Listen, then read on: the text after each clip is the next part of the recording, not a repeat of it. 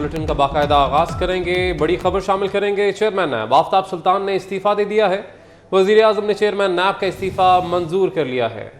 ذرائع کے مطابق چیئرمین نیب نے چند روز قبل عہدے سے استعفیٰ دیا تھا. نیب ترمیمی ایکٹ کے تحت نیب کے اختیارات کم ہو گئے تھے.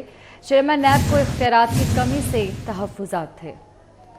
چیئرمین نیب آفتاب سلطان نے استعفیٰ دے دیا ہے. وزیر اعظم نے چیئرمین نیب کا استعفیٰ منظور کر لیا. ذرائع کے مطابق چیئرمین نیب نے چند روز قبل عہدے سے استعفیٰ دیا تھا.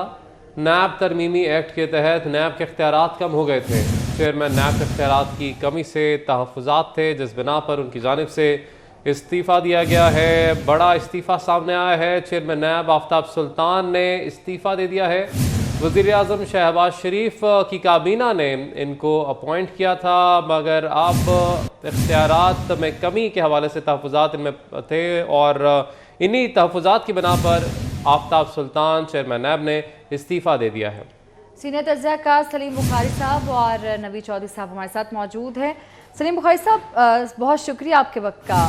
کیا کہیں گے اس بڑے استعفے کے حوالے سے؟ کس طرح سے دیکھ رہے ہیں آپ سچویشن؟ دیکھیے، یہ معمولی ڈیولپمنٹ نہیں ہے، بڑا سیریس فیصلہ ہے اور اس فیصلے نے بہت سارے سوال اٹھا دیے ہیں. دو طرح سے اس کو دیکھا جا سکتا ہے. ایک تو یہ کہ سپریم کورٹ میں چونکہ ترمیمی آرڈیننس جو ہے نیب کا، اس کے اوپر پروسیڈنگز چل رہی ہیں اور جس قسم کے سخت ریمارکس دیے جا رہے ہیں ججز کی طرف سے، اس حوالے سے لسٹیں منگائی جا رہی ہیں کہ کس کس کو بینیفٹ ہوا ہے، کس نے کس کو فیور کیا ہے.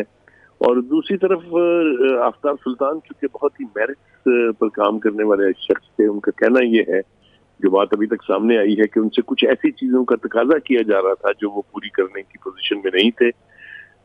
اور اس حوالے سے یہ بات بالکل مانی جا سکتی ہے، کیونکہ ان کی ریپوٹیشن یہی ہے پورے کیریئر کی کہ وہ اپرائٹ آدمی ہیں، میرٹس کے سوا کسی چیز کو مد نظر نہیں رکھتے ہیں.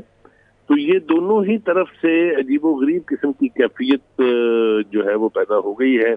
ظاہر ہے اس کے اوپر کیش آن کرے گی جو طریقہ انصاف ہے، وہ اس کو بیانیہ بنائے گی کہ دیکھیں جی نیب کا ایک چیئرمین جو ہے وہ بھی ان کے پریشر پر تنگ آ کے، یعنی سیاسی مخالفین کے خلاف کیسز نہ بنا کے بالآخر مستعفی ہو گیا ہے.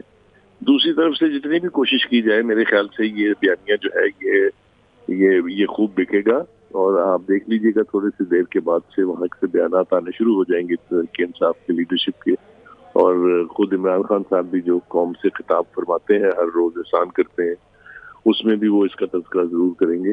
تو یہ حکومت کے لیے ایک تھوڑی سی امبیرسنگ سچویشن ضرور ہے کہ اتنا اپرائٹ آدمی جو ہے وہ اس نے اپنے کام سے نجات حاصل کیوں کر لی ہے. اور جو گفتگو انہوں نے اب تک کی ہے اس سے بھی ایسا دکھائی دیتا ہے ان سے کچھ ایسے تقاضے کیے جا رہے تھے، ایسے مطالبات کیے جا رہے تھے. میاں طاہر صاحب بھی ہمارے ساتھ موجود ہیں. میاں طاہر صاحب، بتائیے گا آپ کس طرح سے دیکھ رہے ہیں اس استعفے کو؟ جس طرح سے سلیم بخاری صاحب نے کہا کہ اب پی ٹی آئی اس چیز کو بھی کیش کرے گی، آپ کو ایسا دکھ رہا ہے؟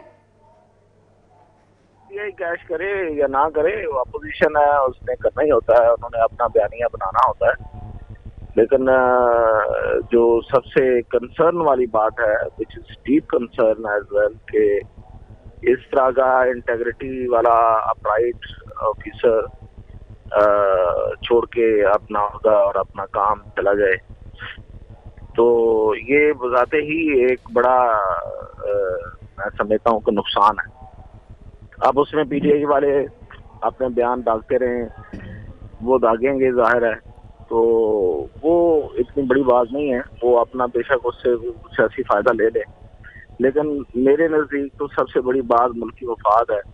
اور ملکی مفاد میں جو سب سے اہم چیز ہوتی ہے وہ ہوتے ہیں کہ جو لوگ اس کے ساتھ ملک کے ریاست کے اداروں میں کام کر رہے ہوتے ہیں.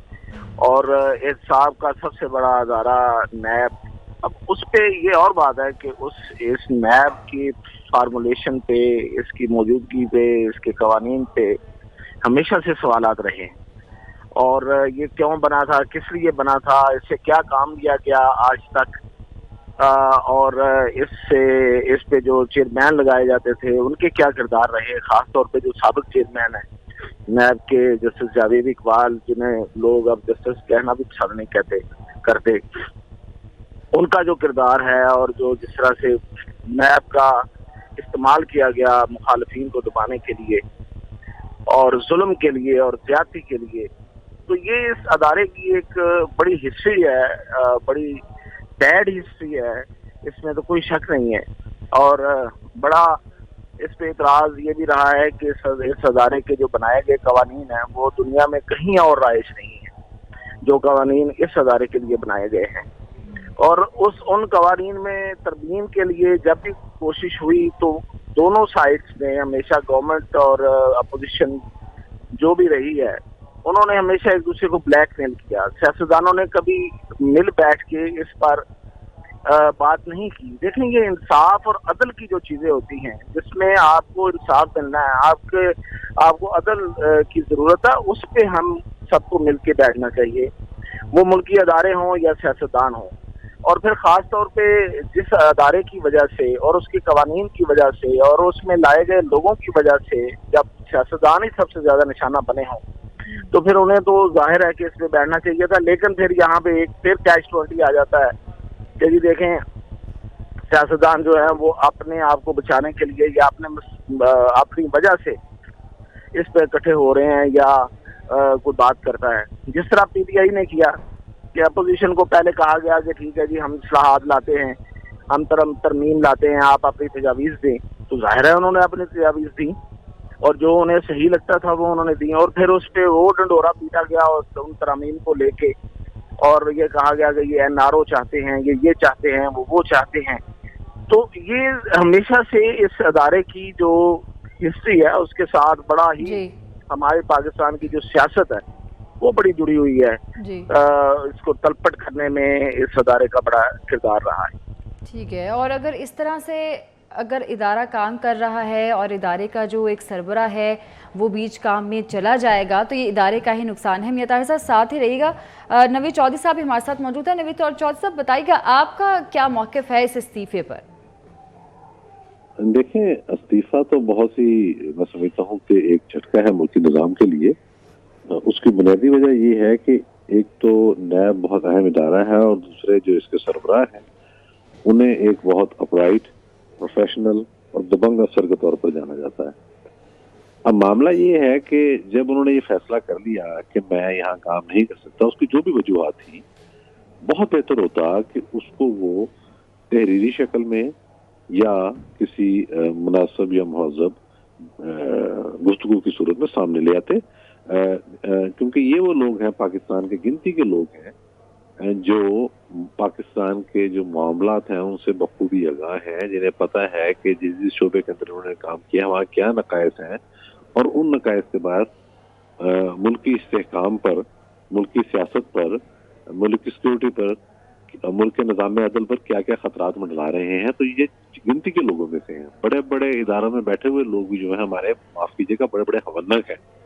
جو ہمارے مقدس گئے 2 ادارے سمجھے جاتے ہیں اس میں بھی ایسے لوگ بیٹھے ہیں کہ گفتگو سنے تو بندے کی ہنسی چھوٹ جاتی ہے.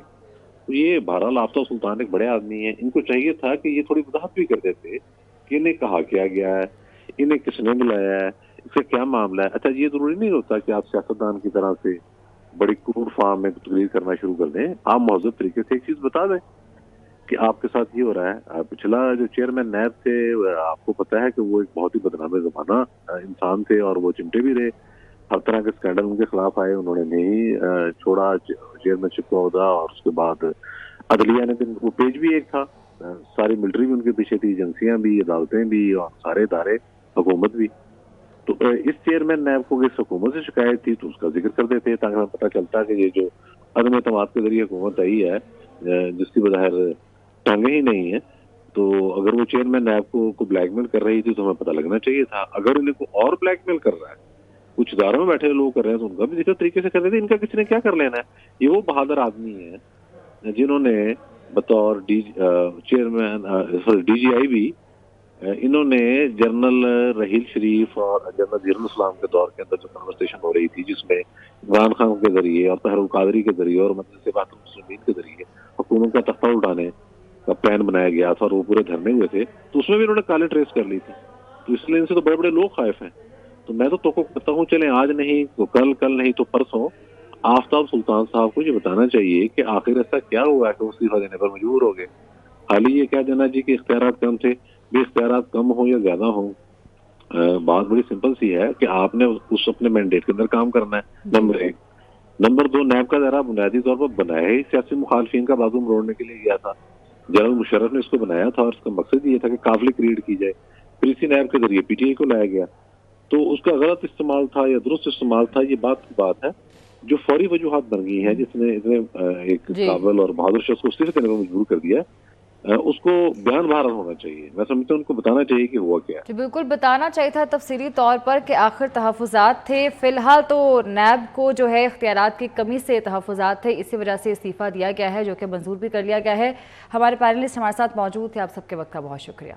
لاہور ہائی کورٹ میں قیام پاکستان سے اب تک حاصل کردہ توشہ خانہ کے تحائف کی آگاہی کے لیے درخواست پر سماعت۔ توشہ خانہ کے تحائف کے متعلق سر بمہر ریکارڈ پیش کر دیا گیا۔ عدالت نے توشہ خانہ کے متعلقہ افسر کی جانب سے جمع کرائے گئے بیان حلفی پر عدم اطمینان کا اظہار کر دیا ہے۔ لاہور ہائی کورٹ میں قیام پاکستان سے اب تک حاصل کردہ توشہ خانہ کے تحائف کی آگاہی کے لیے درخواست پر سماعت ہوئی۔ عدالت کی جانب سے اس ریکارڈ پر عدم اطمینان کا اظہار کر دیا گیا ہے۔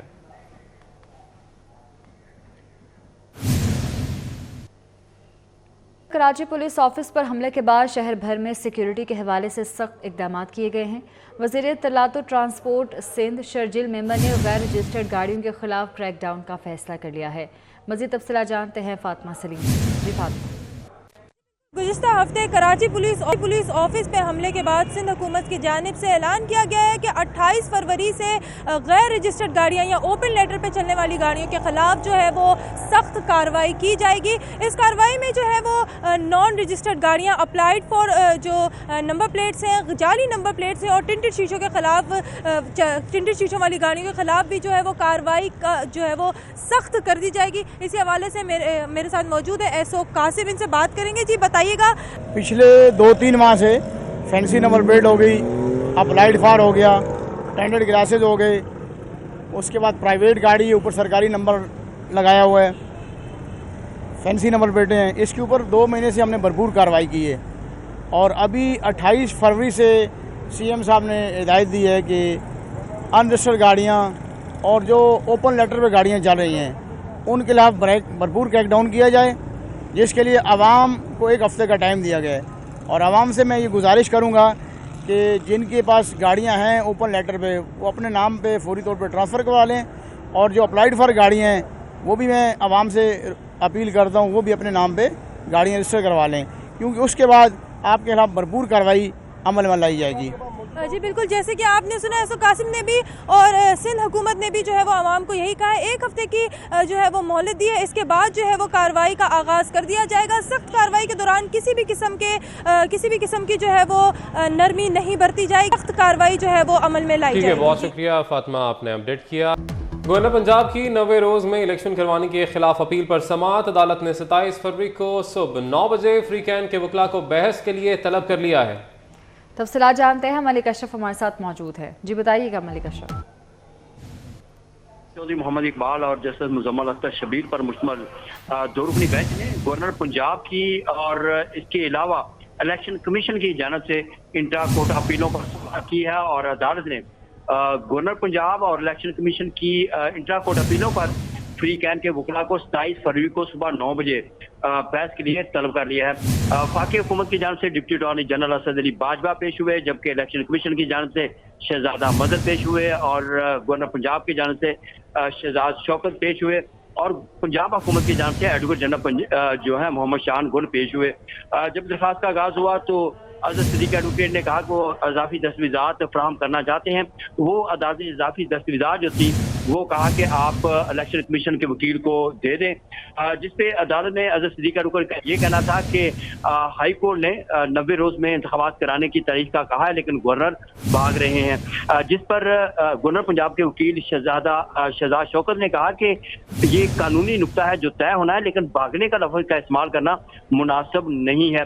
الیکشن کمیشن کے وکیل شہزادہ مظہر کا یہ کہنا تھا کہ کسی جگہ پہ بھی آئین میں نہیں لکھا ہوا کہ جو الیکشن کمیشن ہے وہ پنجاب اسمبلی کے جنرل انتخابات ہیں اس کے لیے تاریخ دے گا، اور نہ ہی کسی جگہ پہ آئین میں یہ لکھا ہوا ہے کہ جو الیکشن کمیشن ہے وہ جو صوبائی اسمبلی کے انتخابات کے لیے گورنر سے مشاورت کرے گا، یہ بھی آئین میں کسی جگہ نہیں لکھا ہوا۔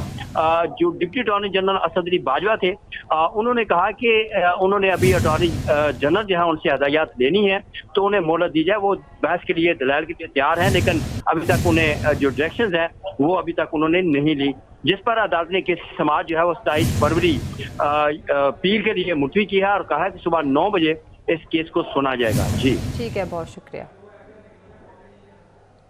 न्यूज़ स्टूडियो से फिलवक्त किसी भी खबर की तफसील जानने के लिए आप विजिट कर सकते हैं हमारी वेबसाइट 24newshd.tv।